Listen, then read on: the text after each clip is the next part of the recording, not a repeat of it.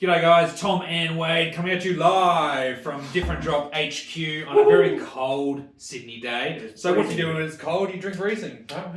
Woohoo! So we're looking at Frankland Estate today, one of our favourite Australian producers and one of Australia's really special producers too. You know, when you think about great wine, you think about great sites and great vineyards. And that's what Frankland Estate and their Isolation Ridge Vineyard is. So it was set up by Barry Smith and Judy Cullen, late 80s, 1988, I believe. Good vintage. That's your year, is it? Yes. I'm as old as the Iso Ridge Vineyard. And you look it too. It's probably looking a bit better than me, hey? Late 80s, these days managed by Barry and Judy's kids, so Hunter Smith and Elizabeth Smith, Elizabeth and her husband Brian Kent, who heads up the winemaking these days, and the guys have done a wonderful job with this producer. We met Hunter Smith for the first time not long after we started Different Drop 10 years ago. Actually, they were one of the very first producers that we worked with. I remember we did an interview with Hunter back in the garage where we started our business. Did he have the big hair back then? He had the big hair. Yeah. And that was early days, and you can probably still find that floating around YouTube somewhere. But we've always loved this winery, and in particular the Rieslings. Oh, absolutely. So, if you're making a list of Australia's top 5 Rieslings, Frankland Estate will be right near the top of that list year after year. In terms of power, cellarability, complexity, it's really at the very, very pointy end of Australian Riesling. And we were just talking about sort of the evolution in the style of it over the years. Yeah. So it's always been a super racy, really focused, intense wine that really needs a bit more time in the cellar to open up and show its best. But over the last few years, they've been picking it a little bit riper, sort of working in a little bit more barrel influence and extended time on lees and those sorts of things, so that there's a lot more texture and sort of drinkability up front as a young wine. Yeah, but I mean, it's not this overt. You see some of these more modern textural Rieslings where you can really see a lot of winemaking, a lot of barrel. Even Frankland Estate with their Altaveg Riesling is quite unique like that. This is just all about trying to tame the amazing acidity and fruit purity here. One of the key elements of Frankland Estate as a producer is that they've been certified organic now for 13 or 14 years. And where Frankland River is as a region, it's so isolated. It's got lovely, steady, cool conditions, not much rain. So it's a beautiful place to grow pristine organic fruit. And you see that in this wine. And then just the soils they have in their site too, a combination of ironstone and clay. So you get this amazing minerality from that ironstone component, and then in principle the clay should give lovely generosity of fruit and ripeness as well, and you see all of that in this wine. It really is such a different beast to a South Australian Riesling as well, just in the aromatic profile. Incredibly floral. It's more into the sort of stone fruity spectrum as well, as opposed to a lemon limey sort of zippy South Australian Riesling. It's like a Riesling freight train. It's unreal. Yeah, sort of lime sorbet, stone fruit, a little bit of mango, very exotic, but just acid and length. It was a lovely cool vintage in 22 as well. This is our very first look at these wines as well. Yeah, far out, that's good. Yeah, unreal. Good start. Wow. That's a collector's Riesling, guys. If you love Australian Riesling, you really need 6 or 12 of that in your cellar. It's a beauty. All right, so this is the new one, the Mourvedre from the Isolation Ridge Vineyard. So it's been on the block for 20 years now, I think the vines are, and this fruit has always just been blended away into other sort of blends, or maybe some Rocky Gully stuff, or there's a little portion that goes into the Syrah each year as well.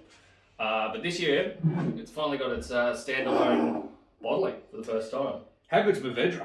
Or Matara, or Monastrell. That's all right. Or whatever other name it goes by. It's such a cool variety. It's so underrated. Yeah.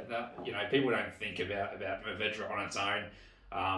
They're really menacing, brooding, meaty, earthy kind of wines when they're done well.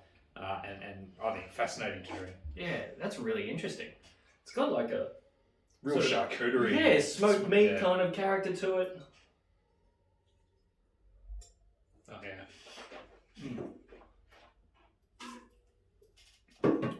Oh, but the softness and plushness on the palate of that wine, it's gorgeous. It doesn't have the really aggressive tannin that I was kind of expecting from the Syrah. It's pretty silky, isn't it? Yeah. Yeah. Very much in that kind of red fruited spectrum. Yeah. It's not as a lot of the single varietal Mataro Mourvedres you see in Australia are from the Barossa Valley, right? Yeah. And they tend to be a lot darker and richer and more, masculine. Moody, sort of savoury. Yeah. This is quite silky and elegant, actually. And I just love the nose. It smells like a campfire, but in the best way. Wow. That is not what I was expecting. But it's bloody good.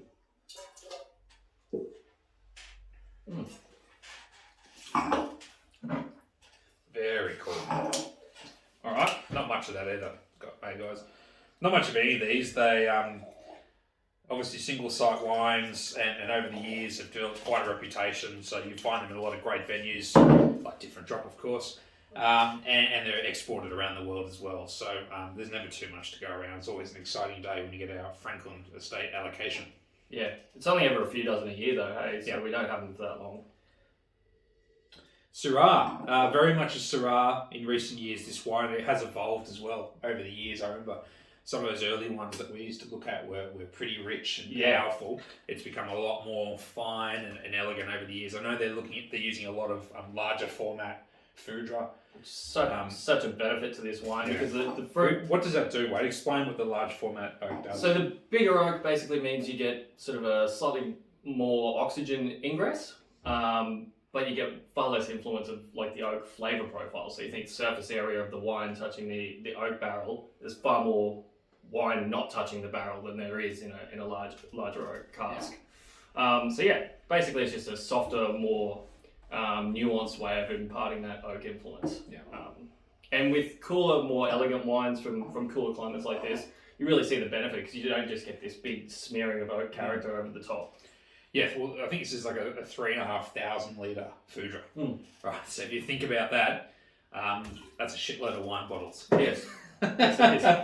Something like, what, 500 dozen or 400? I don't know. You're the math dude. I don't know. Less than that. I've got a bit carried away there, I think.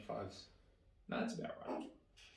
Anyway, this is really in that sort of cracked pepper, a little bit of greenery as well, like a little bit of like a mezcal-y kind of herby line to it.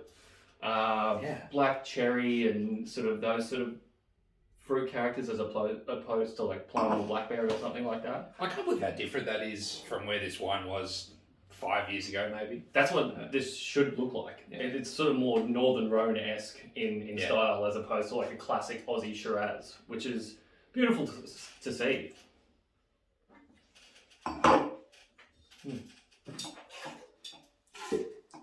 Very cool. Wow. And the hallmark on all these is purity, though, of fruit. I mean, oak is very much in the background. Definitely. They've got savoury structure, all three of them, including the Riesling, but just this wonderful pure fruit with depth and concentration and power, but like an easy power. They're really top-notch wines. Gorgeous stuff. You can really see like the vineyard character in those two reds in particular. Like they both have this red-fruited, soft but savoury kind of edge to them. Meatiness. Yeah. Kind of gamey, meaty kind of character. Awesome little trio. Wow. All right, guys. Well, these are up online soon, if not already. So check out the Frankland Estates.